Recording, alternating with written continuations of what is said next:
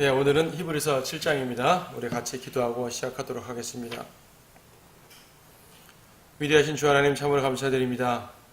오전에도 귀한 은혜를 내려주시더니 오후에도 하나님 말씀 앞에 우리들을 앉아있게 하셔서 하나님의 귀한 은혜를 나눠주실 준비를 하심을 참으로 감사드립니다. 이제 저희는 하나님의 말씀만을 따르고 주의 말씀에 청종하기 위해서 이 자리에 앉아 있습니다. 우리의 위대한 대제사장에 대해서 공부할 텐데 우리 주 예수 그리스도께서 우리의 중보자 되시고 대제사장 되신다는 사실이 얼마나 감사한지 모릅니다. 저희들 어떠한 일이 있더라도 예수 그리스도만을 굳게 잡고 나갈 수 있도록 도와주시고 주님의 도우심 안에서 항상 승리할 수 있도록 인도해 주시옵소서. 이 시간도 말씀으로 귀한 은혜를 주시며 주님 홀로 이 모든 예배를 통해서 영광 받아 주시기 원합니다. 주 예수님의 이름으로 기도드립니다. 아멘. 네, 히브리서 7장입니다. 7장 1절. 이 멜키세덱은 살렘 왕이며 지극히 높으신 하나님의 제사장으로 여러 왕들을 무찌르고 돌아오는 아브라함을 만나서 그를 축복해 주었더니라. 자, 드디어 멜키세덱이 나옵니다. 멜키세덱에 대해서는 우리 6장 뒤에도 6장 20절도 있었죠. 선두 주자이신 예수께서도 우리를 위하여 그곳에 들어가시어 멜키세덱의 계열에 따른 영원한 대제사장이 되셨다 그랬고요. 사실 5장 10절에서 멜키세덱의 계열을 이미 말했습니다. 그러니까 5장에서 이미 우리의 대제사장을 언급하면서 멜키세덱을 좀 말하다가 중간에 다른 말로 하신 거죠. 6장에서 다른 설명을 쭉 하시고 다시 멜키세덱으로 돌아오는 것이죠. 드디어 7장에서 그 멜키세덱이 누군지를 설명합니다. 그리고 이어서 우리의 대제사장이신 예수님께서 어떤 분인가, 왜 예수님과 멜키세덱을 연관시키는가, 이런 것들을 설명하게 됩니다. 자, 멜키세덱은 살렘 왕이라고 그랬어요. 자, 멜키세덱을 좀 더 이해하기 위해서 창세기 14장 말씀을 보시기 바랍니다. 창세기 14장 말씀. 창세기 14장은요, 아브라함과 롯이 갈라진 다음입니다. 창세기 13장에서 아브라함과 롯이 갈라졌고요. 갈라진 다음에 롯은 소돔 땅으로 들어갔지 않습니까? 소돔 땅으로 들어갔습니다. 창세기 14장 1절 보면 신할왕 아므라펠 때에 엘라살왕 아리옥과 엘람왕 크돌라오멜과 민족들의 왕 티달이 소돔왕 베라와 고모라왕 비르사와 아드마왕 시납과 스보이왕 세메벨과 벨라 곧 소아람과 싸우니라. 이들 모두가 시팀 굴지에게 함께 모였으니 이는 곧 염해라. 자, 이방인들의 왕들이 이제 이 왕국들이 서로 싸운 것이에요. 특히 카나안 땅으로 들어와가지고 몇몇 도시국가 왕들을 쳤는데 이들이 패배했죠. 그리고 사로잡혀갑니다. 특히 그 중에 소돔 왕이 있는데 뭐 소돔이 지고 소돔이 패망하고 소돔이 멸망하고 소돔이 사로잡혀가는 것은 사실 큰 관심사가 아닙니다. 아브라함에게. 하지만 소돔에 누가 있었습니까? 바로 조카 롯이 있었습니다. 그리고 소돔이 패배하면서 소돔에 있었던 백성들과 또 많은 재물들이 전리품으로 탈취되어 갔죠. 사로잡혀 간 것이에요. 이때 아브라함은 자기 조카 롯을 구하기 위해서 종들을 보냅니다. 창세기 14장 14절 보니까 아브라함이 자기 형제가 사로잡혀 갔음을 듣고 자기 집에서 태어나 훈련받은 종 318명을 무장시켜 그들을 추격하여 단까지 가서 그들을 다 데려왔습니다.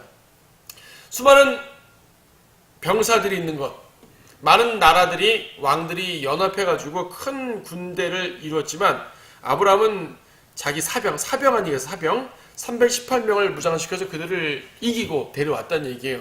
대단하죠? 자, 일단 데려왔습니다.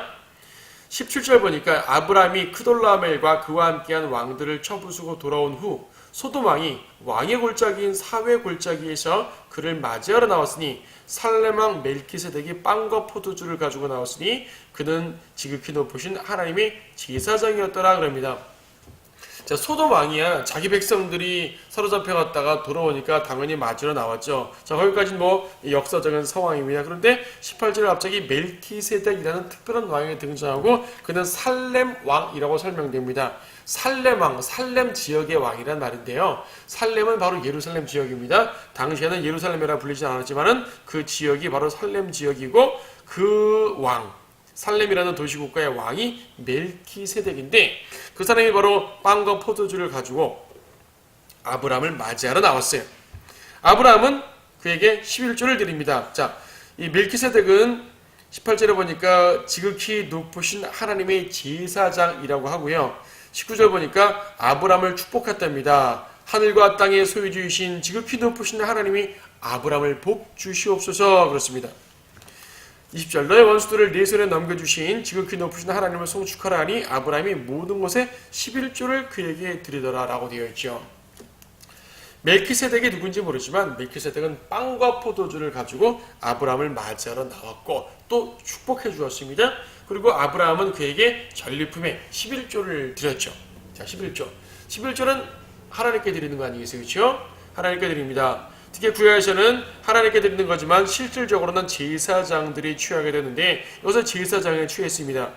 지극히 높으신 하나님의 제사장이라. 근데 이상하지 않으세요? 멜키세덱은 지금 이방인입니다. 이방인.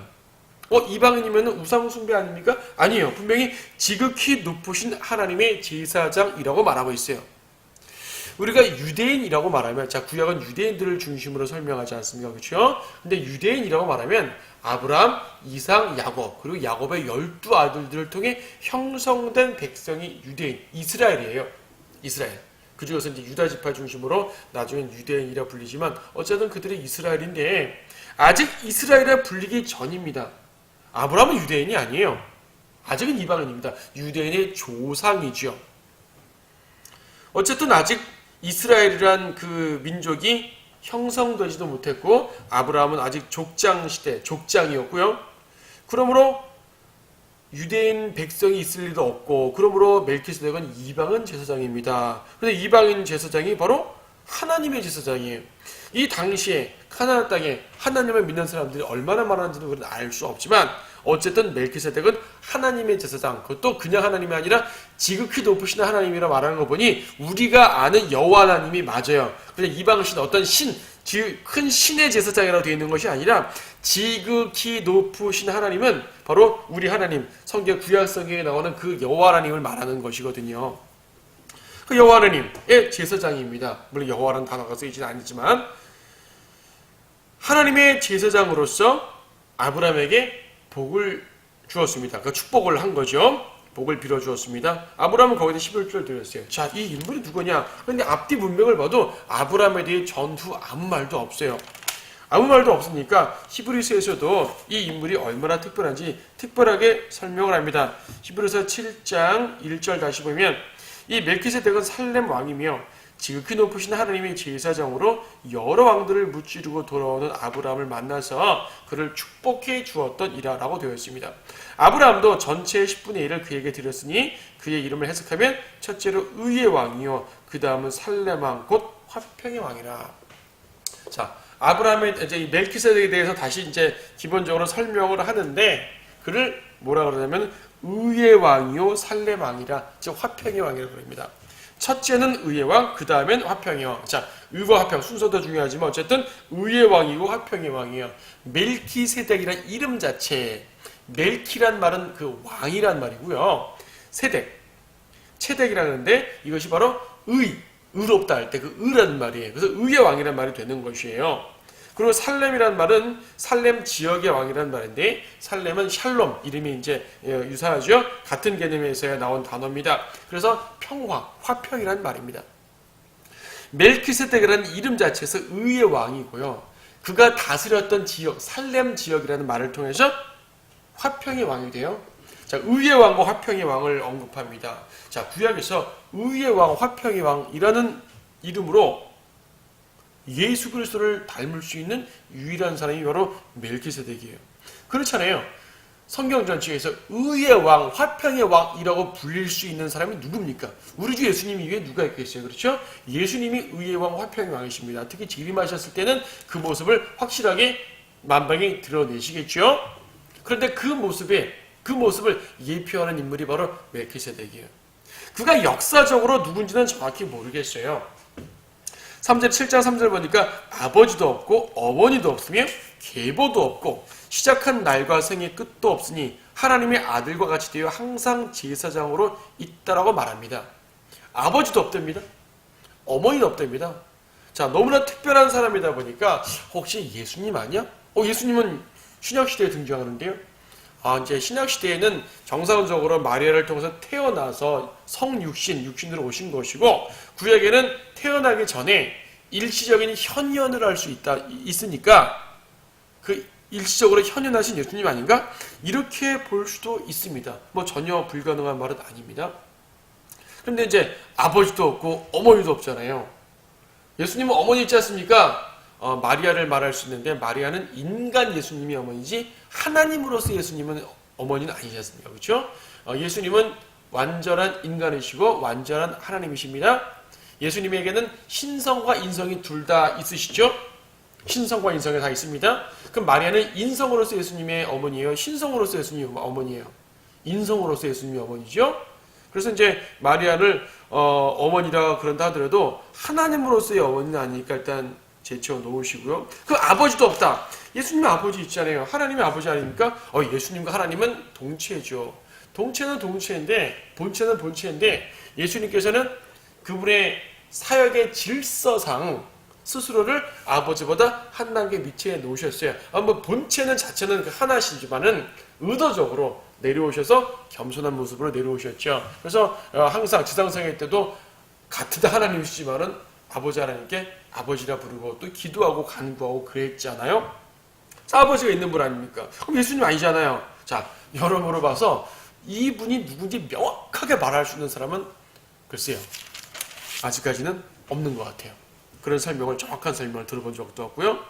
확실한 것은 이 사람이 과거 역사적 인물인지, 근데 과거 역사적 인물이라면 말이 안 되잖아요. 어떻게 아버지도 없고 어머니도 없고 계보도 없어요. 그런데 하나 우리가 중요한 점은 뭐냐면 이 인물이 누군지는 정확하게 모르지만은 3절 끄트머리에 항상 제사장으로 있느니라 라는 말을 통해서 이 사람에게 계보가 없다는 얘기는 제사장적 계보가 없단 말이구나. 지금 히브리서의 전체의 문맥이 제사장에 대한 교리를 다루는 문맥이란 말이에요. 예수 그리스도의 대제사장 직분을 말하는 것이고 그 대제사장 직분을 구약 아론 계열의 대제사장과 또 연관시키고 비교해가지고 설명하고 있습니다. 이런 문맥이다 보니까 아버지도 없고 어머니도 없고 시작한 날 끝 이런 말들, 계보도 없고 제사장의 관점으로 보게 되면은 그 사람이 어떤 역사적 인물이었는데 그 제사장적으로 말할 때 특별한 사람이구나 라고 말할 수 있겠죠. 하지만 그럼에도 불구하고 3절을 문자적으로 이해하기에는 너무나 어려운 존재입니다. 자, 일단 우리는 이 사람이 역사적으로 누구인가를 규명하는 것은 보류해 두도록 하죠. 성경에서 확실치 않게 말하고 성경에서 이렇게 이제 말씀하시는 내용들을 우리가 필요 이상으로 추적할 필요는 없는 것 같아요. 분명한 것은 이분이 예수 그리스도의 예표인데요. 제사장이라는 주제에서 예수님의 예표입니다. 구약에는 수많은 제사장들이 있었어요. 아론부터 시작해서 아론의 계열이 계속 대제사장, 제사장들이니까 제사장들이 많았고 그 중에는 선한 제사장, 악한 제사장들이 여러 사람 있었잖아요. 당연히 악한 제사장이 예수님의 예표일 수는 없고 선한 제사장들이 중요할 텐데 예수님은요 구약 아론 계열의 어떠한 사람도 이어받지 않았습니다. 아론 계열을 이어받은 것이 아니라 아론을 초월한 다른 제사장을 이어받았다는 얘기예요. 계열을. 그 계열이 바로 멜키세덱이라는 얘기죠. 그래서 제사장으로 있느니라 제사장과 연관된 문맥에서 특별한 존재임을 알 수 있습니다. 자, 4절에서 이분이 얼마나 위대한가를 생각하여 보라. 심지어는 족장 아브라함까지도 전리품의 10분의 1을 그에게 드렸느니라. 레위의 아들들 가운데서 제사장 직분을 받은 자들은 자기들의 형제인 백성들이 아브라함의 허리에서 나왔을지라도 율법에 따라 그들에게서 11조를 취하라는 명령을 받았으나 그들의 계보에 들지 않는 그는 아브라함에게서 11조를 취하고 그 약속들을 받은 그를 축복하였느니라. 우리 창세기에서 봤던 그 내용이죠. 이분이 얼마나 위대한 분입니까? 창세기에 딱 한 번 나오고요. 쭉 나오지 않다가 시편 110편에서 예언적으로 한 번 언급되고요. 그 다음에 히브리서에서 지금 언급을 하고 있습니다. 자, 매우 특별한 분이에요. 그리고 위대하다 그죠. 아브라함과 연관해서 말할 때 아브라함을 축복했다 그랬죠? 7절에 보면 다 아는 바대로 축복이란 낮은 자가 더 나은 자로부터 받는 것이라고 그랬습니다. 낮은 자가 더 나은 자에게 받아요. 즉 축복을 주는 사람이 더 높은 사람이죠. 멜키세덱이 아브라함에게 축복을 했으니까 멜키세덱이 더 높은 사람인 게 맞습니다. 지금 11조 얘기를 했는데요. 지금 아브라함이 11조를 드린 것이 지금 최초의 11조예요. 성경 기록상 최초의 11조죠. 최초의 11조. 물론 이제 히브리서 전체 주제가 11조를 다루는 것은 물론 아니지만 상황이 그렇습니다. 아브라함이 11조를 바쳤는데 아브라함에 그렇다고 규례로 주어진 것은 아니었었어요. 지금은 율법 이전입니다. 율법 이전으로서 아브라함의 11조를 바쳤지만 그것이 규례로 주어진 것은 아니었고요. 규례로 주어진 것은 율법하에서 주어졌죠. 율법하에서부터 출애굽기부터 시작하는 구약성경 전체를 다루는 율법 속에서 하나님께서는 이스라엘 백성들에게 명확한 11조에 대한 규례를 주셨고요. 예수님께서도 11조에 대해서 언급을 하신 바 있습니다. 하지만 신약에서는 11조에 대한 직접적인 구체적인 규례로서의 명령을 하지 않습니다. 다만 아브라함이 율법 이전에 11조를 바친 것을 볼 때 11조라는 것은 꼭 율법 시대에 얽매일 필요는 없구나 라는 것을 우리가 볼 수 있고 하나의 모델이 될 수 있겠죠. 신약 성도에게 율법 같은 규례로서 명확하게 딱딱 부러지는 규례로서 주어지는 것은 아니지만 아브라함의 11조와는 모델은 될 것입니다. 자, 이 정도만 하죠. 11조가 주제가 여기서는 아닙니다. 11조를 바치라고 막 강조하는 문맥도 당연히 아닙니다. 여기서 말하는 것은 아브라함이 멜키세덱에게 11조를 드렸다는 것을 전제로 두고요. 율법하의 11조를 설명합니다.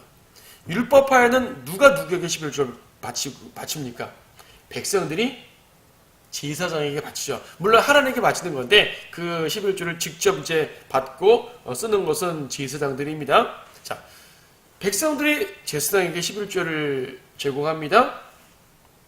근데 제사장이 누구예요? 레위 지파고 아론 계열입니다. 자, 아론 계열은 레위 지파니까. 근데 레위는 누구의 자손입니까? 아브라함의 자손이죠. 자, 아브라함 밑에 수많은 자손들이 있고 그 중에 레위가 있고 그 중에 아론이 있고 다른 백성들은 아론에게 11조를 드리게 되는데 아론 계열에게 드리게 되는데 이 아론 계열마저도 다른 모든 백성과 함께 아브라함에 속해 있는 사람이라는 얘기예요. 아브라함에 속해 있는 사람인데 그 아브라함 밖에 있는 멜키세덱에게 11조를 드렸단 말입니다. 그럼 뭐예요? 아브라함 속에 있는 레위마저도 아론마저도 그 누구라 할지라도 아브라함을 통해 멜키세덱에게 11조를 드린 사람입니다. 그럼 11조를 드린 사람이 위대해요? 11조를 받는 사람이 위대해요?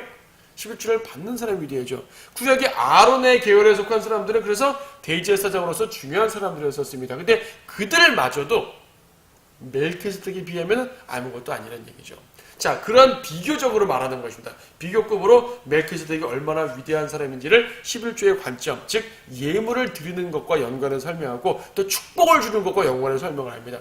축복은 높은 데서 낮은 데로 준다 그랬습니다.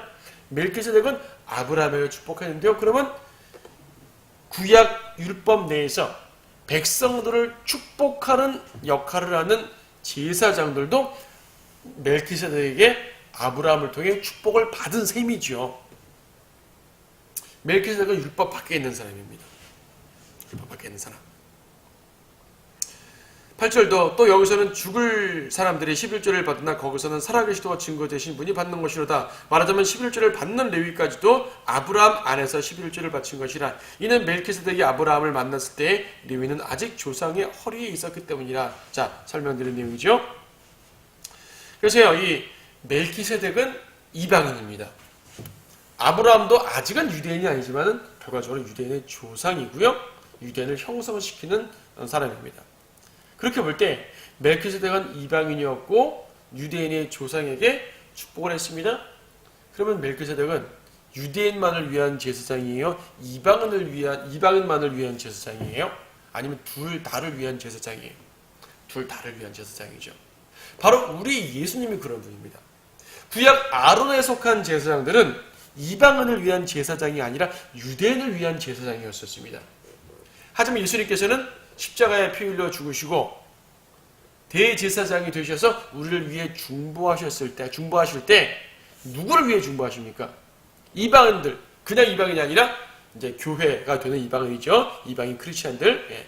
그리스도인들을 위해 중보하는데요. 이 그리스도인들은 이방인만 있습니까? 유대인은 없습니까? 유대인도 그리스도인 있잖아요. 즉 예수님께서는 결국 그리스도인을 위한 제사장이에요. 근데 그리스도인 안에는 믿는 유대인과 믿는 이방인이 있는 거죠. 아론은 유대인들만을 위한 제사장이지만 예수님께서는 유대인과 이방인 모두를 위한 제사장입니다. 근데 그 예표를 취한 사람이 바로 멜키세덱이에요. 그러면 예수님께서는 아론의 계열을 따라 하지 않고 멜키세덱의 계열을 따라서 제사장이 대제사장이 되신 것입니다. 자, 예수님과 멜키세덱의 기본적인 예표적 비교를 하고요. 예수님이 왜 아론이 아닌 멜키세덱을 따라야 되는지를 쭉 이 창세기의 과정을 통해 설명을 했습니다. 11절부터는 그러니까 예수님은 아론 계열, 즉 레위 계열보다 위대하다. 우리의 대제사장은 구약 대제사장보다 위대하다라는 전제를 놓고 어떠한 점에서 위대한지를 하나하나 설명하고 있는 내용입니다. 첫 번째로 11절에서는 일단 계열상 위대합니다. 앞에서 쭉 이 계열을 설명했지만 딱 집어주네요. 그러므로 만일 레위 계열의 제사장 직분으로 온전해질 수 있었다면 백성이 그 안에서 율법을 받았습니다. 굳이 아론의 계열에 따라 부르심을 받지 않고 멜키세덱의 계열에 따라 다른 제사장이 일어날 필요가 있었겠느냐라고 말하죠. 그럴 필요가 없단 말입니다. 17절도 이는 그가 증거하시기를 너는 멜키세덱의 계열에 따른 영원한 제사장이라. 자, 예수님께서는 누구의 계열이라고요? 멜키세덱의 계열. 만약 예수님이 아론의 계열에 따라 대제사장이 됐다면 어떻게 됐을까요? 그분은 여전히 율법하에 있으신 것입니다. 그분은 여전히 율법하에 있는 백성들을 위해서만 중보할 수 있는 것이에요. 여전히 율법은 유효한 것이죠. 모세의 율법은 아직까지 유효할 것이에요. 혹여 이방인들이 구원받아서 그리스도인이 된다 하더라도 예수님이 여전히 아론 계열을 따라 있다면 우리는 구원받았다 하더라도 율법 속에서 구원받은 것이에요.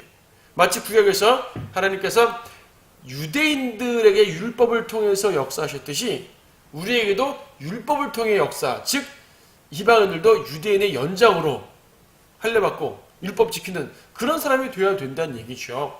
근데 예수님은 그러지 않으셨다는 얘기입니다. 예수님이 만약에 아론의 계열에 있었다면 우리는 여전히 달과 절기를 지키고 희생제를 드려야 되는 것이고 씻는 것과 먹는 것에 대한 규례 속에 복종해야 됐습니다. 하지만 그렇지 않죠? 예수님께서는 아론 계열에 속하지 않았기 때문에 율법에 벗어난 분입니다. 율법 이상의 분입니다. 12절도 그렇게 말씀하시죠. 제사장 직분이 바뀌었다면 율법도 반드시 바뀌어야 하리니 라고 말씀합니다.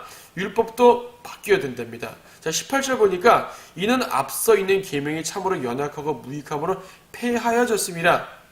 율법은 아무것도 온전케 못하였으나 더 좋은 소망의 도리는 온전케 하였으니 이를 통하여 우리가 하나님께 가까이 다가감이라. 자, 율법이 계명이 연약하고 무익함으로 폐하여졌답니다. 율법이 폐해졌대요. 이상하죠? 성경 어디에서는 율법이 폐해지지 않는다 그랬지 않습니까? 여러분 마태복음 어디에요? 5장 17절 18절 말씀 보면 그런 말씀이 있지 않습니까? 마태복음 5장 17절 18절 말씀 보시게 되면은 내가 율법이나 선지서들을 폐기하러 온 줄로 생각하지 말라. 폐기하러 온 것이 아니라 이루려고 왔노라. 진실로 내가 너희에게 말하노니 하늘과 땅이 없어지기 전에는 율법의 1.1획도 모든 것이 이루어질 때까지 결코 없어지지 아니하리라 라고 말씀하셨습니다. 율법의 1.1획도 없어지지 않는답니다. 전제가 있죠. 이루어질 때까지 없어지지 않는 것이에요. 물론 영원 무궁합니다. 하나님의 말씀은요. 이거는 그 기록 자체가 하나님의 영감으로 기록받은 것 자체는 영원합니다. 영원하게 1.1획도 없어지지 않고 영원해요. 근데 그 성취와 연관해서 말한다면 이루어질 때까지 없어지지 않는다 그랬습니다. 그럼 이 말씀을 히브리서 7장과 연관해 보게 되면 율법 자체의 기록 자체는 영원하나 율법의 효력은 폐해졌어요. 어떤 율법의 효력이 폐해졌을까요? 율법은 도덕법과 의식법으로 나뉩니다. 크게 말해서 도덕법이라는 얘기는 간음하지 말라, 살인하지 말라, 도둑질하지 말라 같은 이러한 기본적인 이 그 도덕적인 법들이죠. 이런 도덕법은 굳이 십계명뿐 아니라 이방인들의 양심 속에도 있어서요. 양심 속에 있는 그런 법들이 이방 세계의 각 다양한 법전에 기록되어 있잖아요. 그런 법까지 없어지게 되면은 이방 세계라도 질서가 무너져서 제대로 존재할 수가 없겠죠. 그런데 제사법, 날과 절기에 관한 법, 음식에 관한 규례, 씻는 것, 다양한 이런 정결례에 관한 법들, 이런 법들은 오직 유대인에게만 주신 법이었어요. 이방인들에게는 그런 법이 주어지지 않았습니다. 않았어요. 양을 잡을 때 어떻게 잡고, 소를 잡을 때 어떻게 잡고, 기름을 어떻게 하고, 콩팥을 어떻게 하고, 뼈는 어떻게 하고, 피는 어떻게 하고, 이런 모든 제사와 관련된 규례는 이방인들에게 주어진 적이 없습니다. 이방인들은 그런 거 지키지 않는다고 멸망하거나 벌받는 게 아니에요. 물론 우상숭배를 하게 되면 벌받지만 어떤 뭐 제사 규례를 정확하게 준 건 아니라요. 그래서 어디까지나 유대인에게 주신 율법입니다. 이런 모든 율법에 관한 규례들이 계명들이 언제 폐해졌어요? 십자가로. 십자가로 폐해졌습니다. 십자가는 그 모든 것들을 성취하시는 것이요. 하나님의 어린 양으로서 십자가에서 제물이 되셨을 때 구약의 모든 양과 소 할 것 없이 모든 제물들을 다 성취시켰습니다. 모든 제물들의 피가 얼마나 많이 흘렸는지 모르지만 예수님의 피로써 그 모든 것들을 아무것도 아니게 만드셔 버린 것이에요. 구약시대에는 그런 피들이 필요했지만 예수님의 피가 흘려진 이후로 그런 피들은 더 이상 동물의 피는 소용이 없게 된 것이죠. 그래서 제사와 연관된, 의식과 연관된 이런 법들은 십자가로서 완전히 끝나버린 것입니다. 13절 보시면 이는 이런 것들이 그분에 관해 말하진 것으로 그분은 아무도 제단에서 섬긴 적이 없는 다른 지파에 속하기 때문이라. 우리 주께서 유다 지파에서 나신 것이 분명하니 이 지파에 대해서는 모세가 제사장 직분에 관하여 말한 것이 없기 때문이라. 멜키세덱과 같은 다른 제사장이 거기에서 일어난 것을 보니 더욱더 분명하노라. 그런 육신적 계명의 율법에 따라 된 것이 아니라 끝없는 생명의 능력에 따라 된 것이니 라고 말씀하십니다. 자, 보세요. 앞에 멜키세덱 자체를 말했을 때는 이스라엘과 분리된 특별한 사람이었습니다. 근데 여기서 13절에서 다른 지파라고 말하는 것을 보니 지파는 유대인의 지파들이잖아요. 그렇죠? 레위 지파가 아닌 다른 지파라는 얘기예요. 하지만 여전히 유대인 이스라엘 내에 있는 지파입니다. 그러므로 지금 둘을 비교하는 것이요. 예수님의 대제사장 사역을 말할 때 예수님의 대제사장이 위대한 사역이다 라고 말할 때 둘을 비교하는데 하나는 멜키세덱과 비교함으로써 아론의 제사장 계열보다 위대하는 것을 설명하고 또 하나 유다 지파를 등장하심으로써 레위 지파와 관계없는 특별한 지파를 설명합니다. 근데 유다 지파는 어떤 지파입니까? 유다 지파는 사실 제사장 지파가 아니거든요. 유다 지파는 왕의 지파입니다. 제사장 지파는 레위고 유다 지파는 왕의 지파예요. 여러분 거기 보세요. 창세기 49장 말씀 보시게 되면 창세기 49장은 야곱이 자기의 12아들들에게 그들의 미래에 대한 예언 혹은 어떤 축복에 대한 내용을 주시는 건데 12아들 개인보다도 그 지파 자체에 대한 미래입니다. 이 중에서 8절부터 보게 되면 창세기 49장 8절 유다야 너는 네 형제들이 찬양할 자라 네 손이 네 원수들의 목을 잡을 것이요 네 아비의 아들들이 네 앞에서 절하리라. 자, 모든 형제들보다 우뚝 쓴 사람입니다. 유다는 사자의 새끼로다. 내 아들아 내가 먹이를 놓고 올라갔구나. 그는 몸을 구부리고 웅크림이 사자 같고 늙은 사자 같으니 누가 그를 성나게 하리요.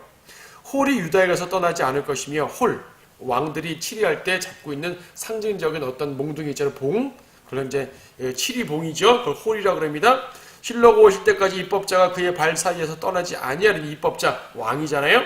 그에게 백성의 모임이 있을지어다. 자, 유다는요 왕의 지파입니다. 그래서 하나님의 마음속에 앞으로 이스라엘의 왕을 세우면 유다 지파에서 세우겠다는 말입니다. 근데 우리가 알다시피 역사 속에서 최초의 왕이 누굽니까? 이스라엘의 사울이죠. 사울은 무슨 지파죠? 베냐민 지파입니다. 베냐민. 그러므로 사울은 창세기 49장의 기준에 따르면 하나님의 마음속에 원래 있는 왕이 아니에요.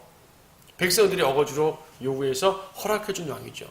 그러니까 역사적인 흐름에서 이스라엘의 최초 왕, 왕정 시대를 연 왕은 사울이지만 영적 견지에서 하나님의 마음에 의도된 견지에서 볼 때는 다윗부터가 진짜 왕인 것이죠. 왕정 시대가 열린 것이죠. 여기 히브리서에서 다윗이라는 말은 없지만 궁극적으로 다윗과 연관된 그런 설명입니다. 자, 유다 지파를 말하고요. 왕의 지파를 말합니다. 왕의 지파. 앞에서는 특별한 제사장, 아론을 초월한 특별한 제사장, 그리고 여기서는 아론과 관계없는, 레위와 관계없는 또 다른 지파인데 이 지파는 왕의 지파예요. 자, 제사장으로서의 탁월한 멜기세덱, 그리고 왕으로서의 지파 유다, 이 둘을 예수님과 연관해서 예수님이라는 대제사장에게 지금 설명하고 있는 것이에요. 이 두 다른 대상을. 무슨 말입니까?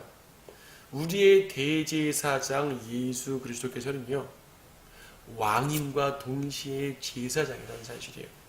왕권, 정치적이고 식권적인 것. 제사장, 영적인 것. 이 둘이 하나가 됐어요. 사실 세상에서는요, 정치권과 종교권이 하나가 되면 참 몹쓸 정치 제도가 됩니다. 실제적으로 역사를 다 보게 돼도요, 종교와 정치가 야합하게 되면 그 사회는 정말 힘들어요. 백성들은 정말 힘들어요. 왕들은 종교권을 이용해서 종교의 권세, 즉 신의 권세를 이용해서 나는 독재할 수 있어 라는 그러한 개념을 주는 것이고, 또 제사장들은요, 종교인들은요, 왕의 그런 권세를 받아서 백성들을 함부로 굴릴 수 있는 그런 권세를 받아버리는 거죠. 과거 로마 카톨릭이 그랬습니다.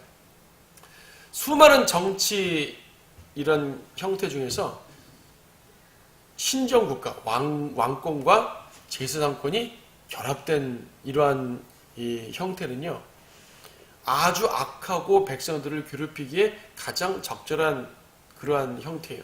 그래서 구약 이스라엘은 신정국가긴 하지만 왕권과 제사장권이 분리되어 있었어요. 혁명을 할 뿐이죠. 이 둘이 결합해서 가장 아름다운 모습을 내는 것이 바로 예수 그리스도의 왕국입니다. 예수님은 왕이심과 제사장이에요. 하나님이시잖아요.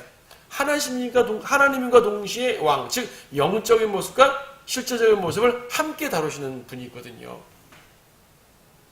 멜키세덱이 그랬습니다. 멜키세덱은 제사장, 즉 영적인 임무와 왕, 즉 정치적인 임무를 다 갖고 있어요. 근데 멜키세덱은 제사장 쪽으로 강조했고요. 또 유다에서 왕을 말하죠. 우리 예수님이 그런 분이에요. 예수님께서는 그리스도라죠. 그리스도가 뭐예요? 기름 부음 받은 자. 누가 기름 부음 받죠? 구약에서 왕, 선지자, 제사장. 그렇죠? 자, 선지자는 약간 제쳐놓고 여기 주자가 아니니까 예수님은 왕이심과 동시에 제사장이십니다. 그래서 예수님의 이 위대함이 다른 제사장 계열과 맞먹을 수가 없다는 것을 보여주죠. 자, 계속 보겠습니다. 20절, 우리 19절까지 읽었죠? 예. 그가 제사장이 되신 것은 맹세 없이 되신 것이 아니니, 그러니까 지금 아까 우리의 대제사장, 즉 예수님께서 위대하시다라고 말하는 것은요, 첫째로 11절에서 계열상, 레위 계열에 속하지 않았으니까 멜키세덱 계열이니까 계열상 위대하다는 말이고, 두 번째 20절에서 맹세로 됐기 때문에 위대하다는 말입니다. 자, 맹세로 됐기 때문에 위대하다. 20절 다시, 그가 제사장이 되신 것은 맹세 없이 되신 것이 아니니 그들은 맹세 없이 제사장들이 되었으나 이분은 자기에게 말씀하신 그분에 의해 맹세로 된 것이니 주께서 맹세하셨으니 후회하지 아니하시리라. 너는 멜키세덱의 계열에 따른 영원한 제사장이라 하셨도다. 구약의 제사장들은 언약은 주어졌지만 맹세는 주어지지 않았었어요. 그런데 지금 21절에서 시편 110편을 인용한 것이지만은 멜키세덱의 계열을 말하면서, 즉 예수 그리스도께서 멜키세덱의 계열에 따른 대제사장이야 라고 말씀하실 때 주께서 맹세하셨으니 후회하지 아니하시리라고 말씀하십니다. 맹세입니다. 언약에, 즉 약속에 맹세를 추가했어요. 그래서 22절 보면 예수는 이처럼 더 좋은 언약의 보증이 되셨느니라.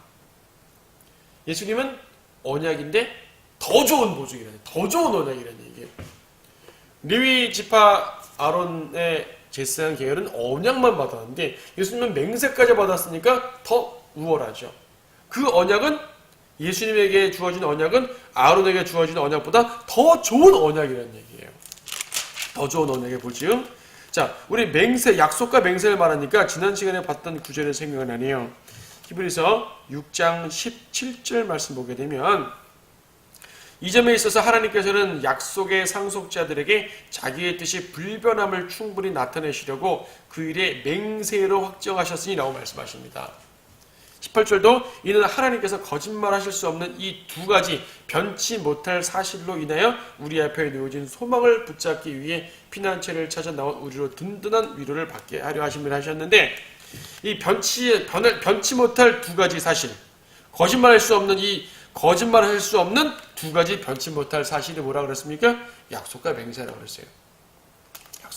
약속은요, 성경에서 하나님의 백성에게 어느 시대에나 적용됐습니다. 아브라함에게도 약속을 주셨고요, 누구에게도 약속을 주셨고요, 레위에게도 약속을 주셨고요. 그런데 맹세를 받은 사람들은 많지 않아요. 맹세를 받은 사람들은. 특히 이 6장에서는 아브라함에게는 맹세까지 주셨다고 했어요. 약속과 맹세. 근데 아론 제사장 계열에는 그냥 언약만 주셨어요. 예수님께서는 맹세까지 주어진 것이죠. 맹세로 확정됐다. 맹세로 된 제사장이다. 자, 구약의 이스라엘은요, 그들도 물론 위대한 백성, 하나님의 위대한 백성이고 그 율법으로서 세상 모든 사람들이 누리지 못하는 특권적인 율법을 누림으로써 하나님의 백성으로서의 모습을 갖췄지만 그 하나님의 백성보다 더 영적인 하나님의 백성이 바로 교회예요. 교회는 구약 이스라엘과 비교할 수 없습니다. 일단 구약 이스라엘은 하나님의 백성이지만 우리는 그분의 몸이기도 하잖아요. 예수님의 신부기도 하고, 그렇죠? 그래서 교회라고 합니다. 구약 유대인들은 참으로 위대한 제사장을 두었습니다. 죄를 짓게 되면 제사장을 통해 속죄 제물을 드림으로써 용서받을 수 있었어요. 이것도 매우 위대한 것입니다. 우리는 지금 너무 까다로워, 어떻게 그렇게 용서받지? 하지만 이방인들은 그런 것도 없잖아요. 유대인들은 하나님의 위대한 자비를 받은 것이 엄밀히 말하면. 그런데 그마저도 신약에 있는 예수 그리스도라는 희생제물을 보게 되면 아무것도 아닌 게 되는 것이죠.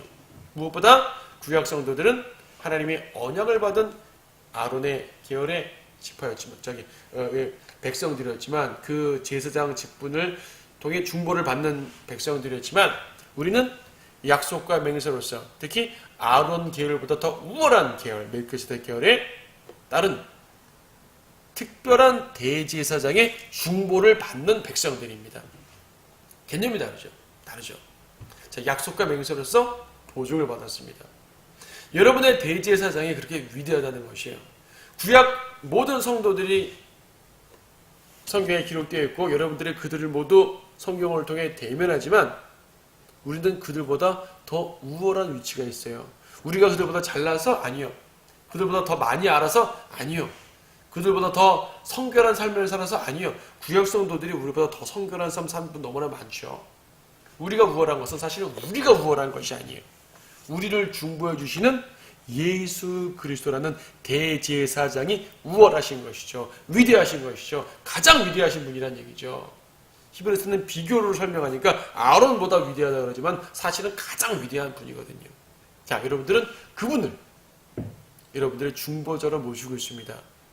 그분을 여러분의 목자여, 여러분의 구세주여, 여러분의 주님이여, 여러분의 왕으로 모시는데 지금 주제가 제사장이니까 그분을 우리의 대제사장 그리고 중보자로 여기고 있습니다.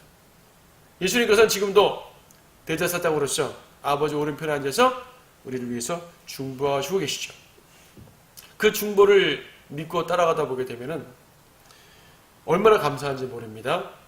이 세상의 어려운 것들을 이길 수 있는 힘이 됩니다. 영적 전쟁을 이길 수 있는 힘이 되는 것이죠.